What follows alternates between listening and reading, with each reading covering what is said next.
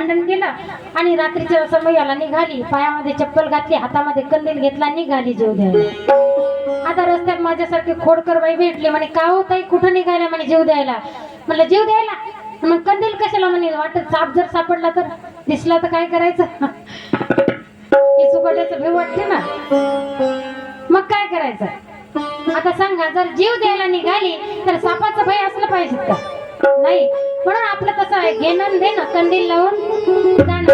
असं मग भविष्य पाहायला त्या ठिकाणी आल्याच्या नंतर यशोदा मैयाला सांगत होता, तुझा बालक काही चांगला नाहीये, हा बालक खरतड आहे, हा तुझा आणि तुझ्या नवऱ्याचा जीव घेतल्याशिवाय राहणार नाही.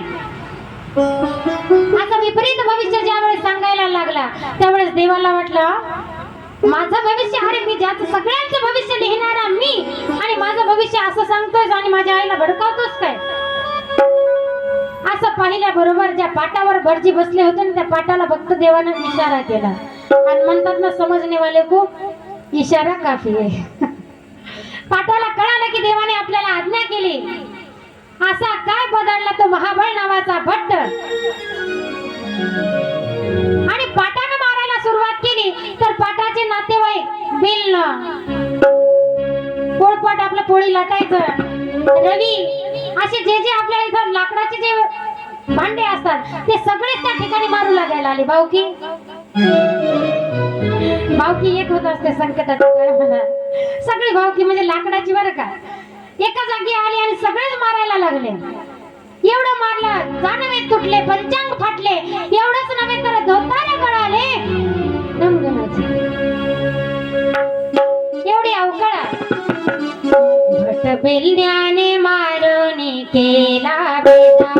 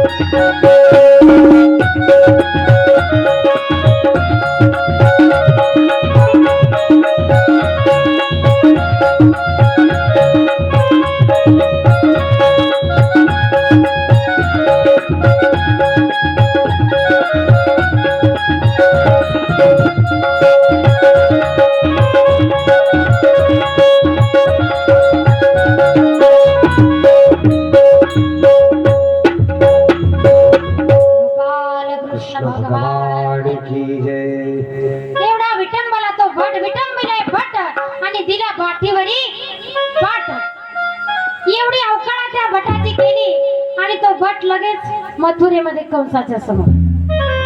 आता अशी अवकाळा पाहिल्याच्या नंतर कंसाचं हृदय अधिकच कापू लागलं की नेमकं बाळ आहे तरी कसा, आणि आता आपलं मरण मात्र निश्चितच आहे. इकडे छोटासा बाळ लहान असताना अनेक प्रकार त्यांनी केलेले आहेत, पराक्रम दाखवलेले आहेत, आणि छोटा असताना थोडा थोडा थोडा थोडा मोठेही होत आहेत भगवान परमात्मा. आणि पाहता पाहता रांगायला लागले.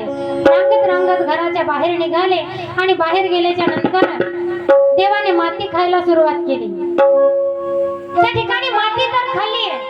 बलराम दादाने पाहिलं आणि लगेच पळत त्या ठिकाणी घरी आले आणि आईला सांगितलं, आई बघ कानानं माती खाल्ली रे, कानानं माती खाल्ली. असं सांगितल्याबरोबर भगवान श्रीकृष्ण आपल्या आईला काय म्हणतात माहित आहे? आई ग आई ग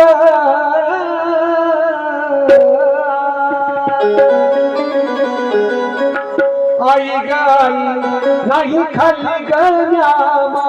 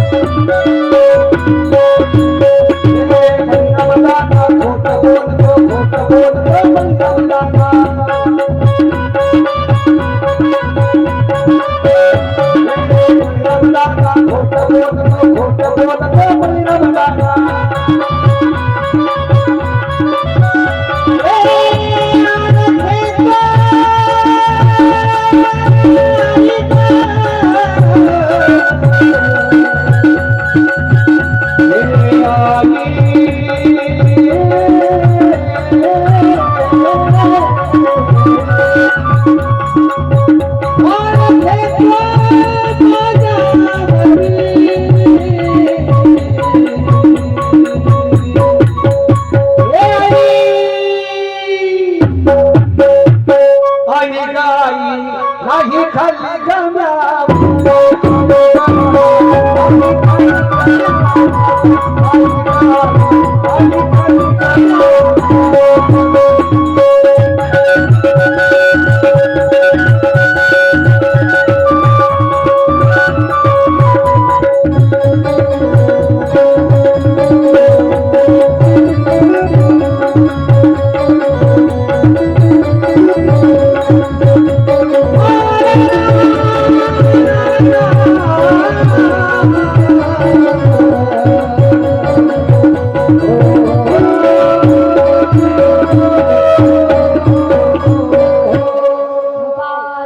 भगवान की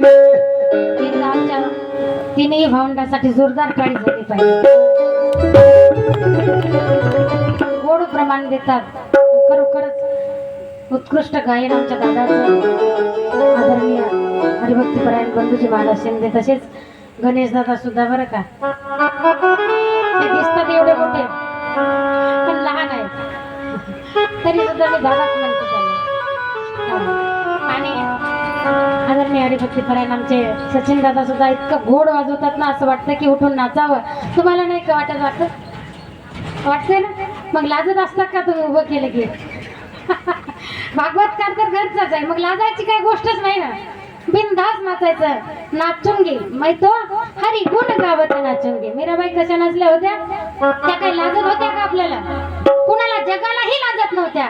जगाने अनेक प्रकारे तिला नाव ठेवलेली होती की मीरा वयात आलेली आहे, धांगड झालेली आहे आणि संतांच्या दारी फुगड्या घालते. हिला आता लाज राहिली नाही. पट घुंगरू पांढ मीरा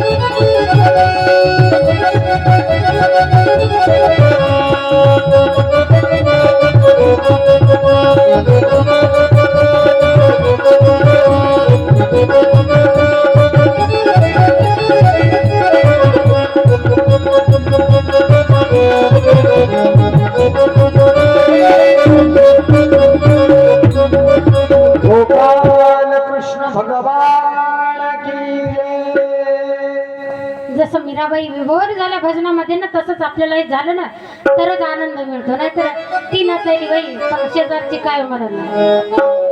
आता चंगूबाई जर नाचायला तर कौसाबाई काय म्हणतील, कौसाबाई जर नाचायला तर देवकाबाई काय म्हणतील, आणि देवकाबाई जर नाचायला तर शांताबाई काय म्हणतील. आपलं असं चाललंय म्हणून आनंद आपण घेऊ शकत नाही. मोकळ्या मनाने आनंद घेतला पाहिजे. गोपाल कृष्ण भगवान देवानं माती खाल्ली आणि पुन्हा आईला त्या वेळेला सांगतात, आई मी माती नाही खाल्ली ग, नाही खाल्ली माती. मग आईनं काय केलं, एक काडी घेतली हातामध्ये आणि सांगितलं, बोल खाल्ली का नाही. आई मारू मारू विचारते का नाही एखादी गोष्ट, तसं सांग आता खाल्ली की नाही माती. तरी देव म्हणतात, नाही नाही मी माती खाल्ली नाही. खोटं बोलायची सुरुवात झाली. मग त्यानंतर कारण माती ही खाण्याचे अनेको कारण आहेत. का खाल्ली माती? देवाने ज्या वेळेस माता पुतणे ना विष पाजलं होतं. त्यावेळेस विष पिल्याच्या नंतर माती खाणं हे औषध आहे, औषध घेतल्यासारखं आहे, म्हणून देवानं माती खाल्ली. हे विचार सागरामध्ये सांगितलेलं आहे बरं का. माझ्या पदरचं काहीच नाही. आणि तुम्ही हे जर प्रयोग घरी करून पाहसाल ना तर जमत नाही. विष प्यायचं माती खायची, मरून जासाल. गोपाल कृष्ण भगवान कारण देव होता तो. आणि म्हणून चरित्र ते उच्चार आहे. केले देवे चरित्राचा देवाच्या फक्त उच्चार करायचा, आचरण करायचं नाही. फक्त ऐकायचं आणि मनाला शांतता लागते, बस आनंद घ्यायचा. माती खाल्ली आणि आपलं लोणी दही दूध तूप लोणी खाऊन आपलं तोंड जे आहे पोचट पडलेलं आहे आणि त्याला चव येण्यासाठी देवानं माती खाल्ली. अनेक कारण आहेत. एक कारण असं आहे की देवाला वाटलं माझा तर गुण पूर्ण सात्विक आहे, पण मला पुढे जी कर्म करायची आहेत ती रजोगुणी कर्म करायची आहेत आणि ती रजोगुण कर्म करण्यासाठी आपल्यामध्ये थोडा तरी रजोगुण असला पाहिजे. या कारणानं माती खाल्लेली आहे. पुढे संस्कृत साहित्यामध्ये पृथ्वीला क्षमा असं म्हणतात. आणि देवाला वाटलं ज्यावेळेस आता मी बाहेर निघणार बाळ गोपाळासोबत या पृथ्वीवर खेळणार तर काही ना काही आपल्या पृथ्वीचा आपल्यामुळे अपमान होणार, म्हणून देवाने तिला अगोदर तिची काय केलेली आहे, माती खाल्लेली आहे. गोपाल कृष्ण भगवान. आणि पुन्हा पुढचं एक कारण असं आहे की आता पुढचा जो प्रवास आहे आणि त्यामध्ये ब्रह्मदेव आपली सगळी वासरं सवंगडी चोरून नेणार आहे आणि त्या नेलेल्या सवंगड्यांना पुन्हा निर्माण करण्यासाठी आपल्याला चिखल लागते. आपण म्हणतो की नाही देवा घरी चिखल नाही, त्याकरता देवानं माती खाल्लेली आहे. गोपाल कृष्ण भगवान.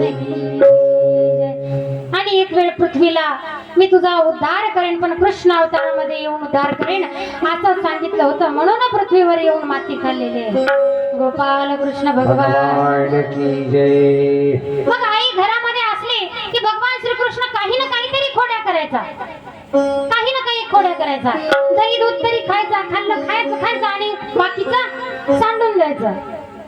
यशोदामाई आता बऱ्याच दिवसांनी मुलगा झाल्याच्या कारणानं तिला सहन होत होतं, पण बाहेरचे लोक कसे सहन करतील.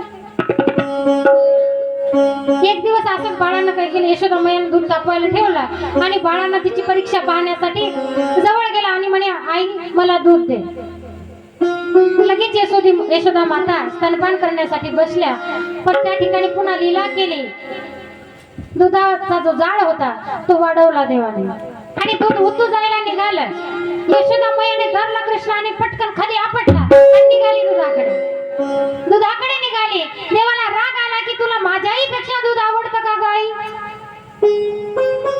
असं आहे का, दुधावर एवढं प्रेम आहे का तुझं? मग या करता देवानं काय केलं, पुन्हा दही दूध खायचं सांडून द्यायचं, खायचं सांडून द्यायचं. एक दिवस मैया रवी लावत बसल्या. देव जवळ आले आणि म्हणाले आई मला लोणी खायचं. मैया म्हणतात अरे लोणी अजून तयार झालं नाही, नंतर ये. म्हणे लोणी तयार नाही झालं ना मग मला या डेऱ्यातला आवाज तरी दे. आता खरं सांगा डेऱ्यातला आवाज देता येईल का? लोणी देता येईल, ताक देता येईल, तूप देता येईल, पण तो डेऱ्याचा घर घर आवाज आहे तो देता येईल का? पण त्या बाळाने हट्ट केला. आईने त्याला सांगितलं, समजावलं, पण बाळ आहे समजायला तयारच नाही. मग भगवान श्रीकृष्णाने काय केलं, त्या डेऱ्यामध्ये प्रवेश केला आणि जेवढं काही लोणी तयार होत होतं ते लोणी आतल्या आतच खात होतं. भगवान आतमध्ये आहेत. यशोदा मैया रवी लावत आहेत आणि हात फिरून पाहतात तर लोणीच बाहेर येत नाही. एकदा झालं, दोनदा झालं, तिसऱ्या वेळेला मैयाने पुन्हा हात फिरवला तर कानाच लागला. म्हणे बापरे एवढा मोठा भूत जरा आतमध्ये बसलं तर लोणी कसं बाहेर येणार? आणि म्हणे कृष्णा तुझ्या जर डोक्याला रवी लागली असते तर कसं करायचं असतं रे? माझ्या डोक्याला रवी कशी लागेल? मी सगळ्याच्या डोक्याला रवी आणणार, सगळ्याचे डोके फोडणारा. माझं डोकं फोडणारी रवी तयार झालेली नाही आहे, काळजीच करू नको. अशा प्रकारे अनेक खोड्या करता करता करता बाहेरही खोड्या करायला गेला. बाहेर गवळणीचे गारहाणे येऊ लागले. यशोदे तुझ्या कृष्णाला सांग ना काहीतरी, तुझा काना आमच्या घरी येतो, दया दुधाची नासाडी करतो का? काहीतरी सांग ना. तुझा आहे कृष्ण म्हणून तुला गोड वाटतो, पण आमचा धिंगाणा किती करतोय? तुला जर सांगितलं तर राग येईल. मग यशोदा मैयानं काय केलं, हातामध्ये दोरी भगवान श्रीकृष्णाला धरलं आणि उखळाला बांधण्याचा प्रयत्न करू लागली. जशी उखळाला बांधणार तसं 4 बोट दोरी काय होत होती, कमी पडत होती. कितीही कर करून बांधलं तरी दोरी कमीच पडत होती. आता मला सांगा, जो विश्वाचा मालक आहे तो साध्या दोरीनं बांधला जाईल का? नाही जाणार. त्या देवाला जर बांधायचं असेल तर भावाची दोरी लागते. म्हणून भाव बळे आकळे येरविना कळे कर तळी आवडे सारी. म्हणून देव हा भावाच्या दोरीनं बांधला जातो. गोपाल कृष्ण भगवान. पण गळा बांधून या उखळाची दावे उन्मळीचा भावे विमळा अर्जुना. कारण त्याही अवतारामध्ये त्याही कार्यामध्ये त्यांना विशेष कार्य करायचं होतं. कारण विमला अर्जुन नावाचे जे 2 गंधर्व होते, शापित गंधर्व, त्या ठिकाणी गोकुळामध्ये झाडाचं स्वरूप धारण केलं होतं